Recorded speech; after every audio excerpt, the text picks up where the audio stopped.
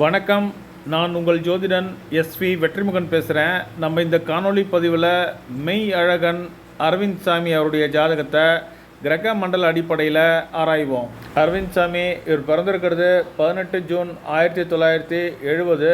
பிறந்த நேரம் மாலை 6:22 PM. இவருடைய பிறந்த நேரம் உறுதி செய்யப்படாத நேரம். ரூலிங் பிளானட்ஸை அடிப்படையாக வைத்து இவருடைய வாழ்க்கை நிகழ்வுகளோட தசாபுக்திகளை பொருத்தி சரிபார்த்து எடுத்துக்கொள்ளப்பட்ட நேரம். அரவிந்த் சாமி கும்பகோணத்தில் பிறந்திருக்காரு. ஐனாம்சா கேபி.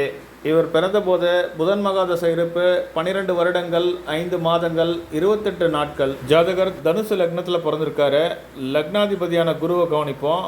குரு துலாம் ராசியில் வக்ரகதியில் 02 டிகிரி 40 நிமிடங்கள் 20 வினாடிகள். கேதுவுடைய மண்டலத்திலையும் புதனுடைய சப்ளையும் இருக்காரு. புதன் தனுசு லக்னத்திற்கு 7, 10 ஆகிய பாவங்களை ஆளக்கூடியவர். 7வது பாவம் வியாபாரத்தை குறிக்கும். புதன் 6வது பாவமான ரிஷபராசியில் 14 டிகிரி 12 நிமிடங்கள். செவ்வாயுடைய மண்டலத்திலையும் குருவுடைய சபலையும் இருக்காரு. செவ்வாய் 5வது பாவமான கலைத்துறை பாவத்தை ஆளக்கூடியவர். செவ்வாய் 5-12க்கு அதிபதியாகி 7வது பாவத்தில் இருக்கார். 5, 7 ஆகிய பாவ குறிகாட்டிகள் வியாபாரம் கலைத்துறை இரண்டுக்குமே சாதகமான குறிகாட்டிகள். லக்ன பாவ சப்லாடா சந்திரன் வராரு. ஜாதகர் முக அழகும் எடுப்பான தோற்றமும் கொண்டவர்.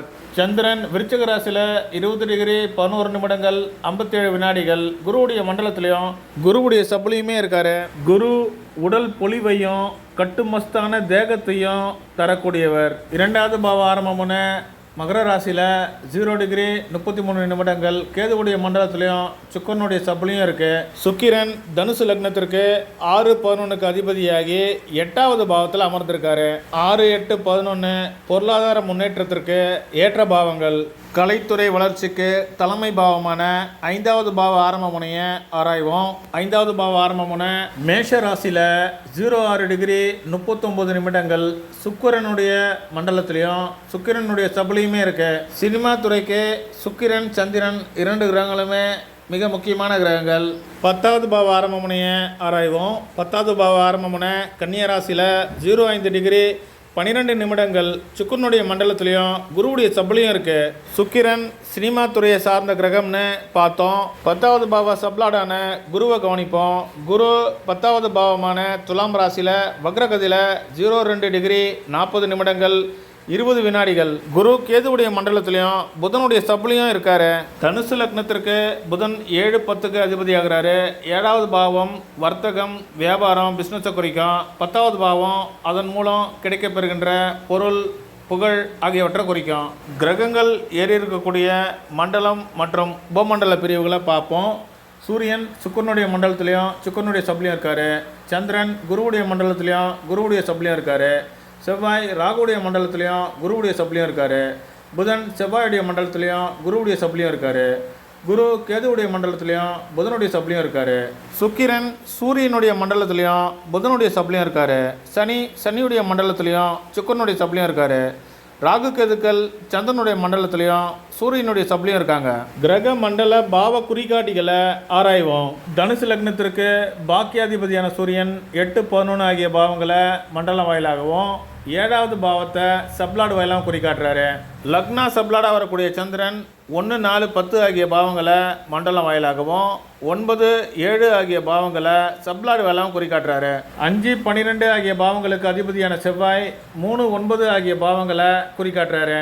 7, 10 ஆகிய பாவங்களை ஆளக்கூடிய புதன் 6, 7 ஆகிய பாவங்களை மண்டலம் வாயிலாகவும் 9வது பாவத்தை சப்லாடு வாயிலாகவும் குறிக்காட்டுறாரு. இங்கே புதனுடைய சப்லாடு வாயிலாக கிடைக்கக்கூடிய 9வது பாவ குறிகாட்டி குரு வாயிலாக கிடைக்கப்பெறுவதை கணக்கில் எடுத்துக்கணும். குரு லக்னத்துக்கும் 4ஆம் இடத்துக்கும் அதிபதியாகி 10வது பாவத்தில் இருக்கார். 6, 11 ஆகிய பாவங்களுக்கு அதிபதியான சுக்கிரன் 7வது பாவத்தை மண்டலம் வாயிலாகவும் 6, 7 ஆகிய பாவ குறிகாட்டிகளை சப்லாடு வாயிலாகவும் குறிக்காட்டுறாரு. 2, 3 ஆகிய பாவங்களை ஆளக்கூடிய சனி 2, 5 ஆகிய பாவ குறிகாட்டிகளை மண்டலம் வாயிலாகவும் 7வது பாவத்தை சப்லாடு வாயிலாகவும் குறிக்காட்டுறாரு. ராகு 3, 12, 2 ஆகிய பாவங்களை மண்டலம் வாயிலாகவும் 8, 11 ஆகிய பாவ குறிகாட்டிகளை சப்ளாடு வாயிலாகவும் குறிகாட்டுறாரு. கேது 9, 12, 7 ஆகிய பாவங்களை மண்டலம் வாயிலாகவும் 8, 11 ஆகிய பாவ குறிகாட்டிகளை சப்ளாடு வாயிலாகவும் குறிகாட்டுறாரு. அரவிந்த் சாமி அவர்கள் திரைப்படத்துறைக்கு வந்த ஆண்டு 1991. தளபதி படத்தில் ரஜினிகாந்துக்கு தம்பியா அறிமுகமானார். சுக்கிர மகாதசையில் சுக்கிர புத்தியில் சுக்கிரன் இவருடைய 5வது பாவ சப்ளாட அமைவதை பார்த்தோம். 1992ஆம் ஆண்டு வெளிவந்த ரோஜா திரைப்படத்தில் கதாநாயகனை உயர்ந்தார். பெரும் எதிர்பார்ப்பையும் வரவேற்பையும் பெற்ற பாம்பே திரைப்படம் 1995ஆம் ஆண்டு வெளியானது. சுக்கிர மகாதசையில் சந்திரபுத்தியில் பம்பாய் திரைப்பட வெற்றிக்கு பிறகு இவருக்கு ரசிகை பட்டாளமே உருவானது. புத்திநாதன் சந்திரன் லக்ன பாவத்தோட 9, 10 ஆகிய பாவங்களை தொடர்பு கொள்வதை பார்க்க முடியும். மின்சார கனவு வெளியான ஆண்டு 1997. சுக்கிர மகாதசையில் ராகு புத்தியில் வெளியானது. இந்த படத்தை தொடர்ந்து 10-15 வருடங்கள் இவருக்கு திரைப்படத்துறையிலிருந்து இடைவெளி ஏற்பட்டது. 2000 2014 காலகட்டங்களில் அரவிந்த் சாமி வியாபாரத்தில் தன்னுடைய முழு கவனத்தையும் செலுத்தி கொண்டிருந்தார். நீண்ட இடைவெளிக்கு பிறகு தனி ஒருவன் 2015ஆம் ஆண்டு வெளியானது. சூரிய தசையில் சுக்கிர புத்தியில் சூரியன் பாக்கியாதிபதியாகி 8, 11 ஆகிய பாவங்களை மண்டலம் வாயிலாகவும் 7வது பாவத்தை சப்ளாடு வாயிலாகவும் குறிகாட்டுறாரு.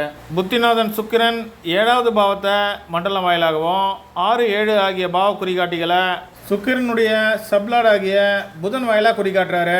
சுக்கிரனுடைய சப்ளாடா வரக்கூடிய புதன் 7, 10க்கு அதிபதி என்பதை கவனத்தில் கொள்ள வேண்டும். அதுக்கு அடுத்ததான் செக்கச்சிவந்த வானம் 2018 வெளியானது.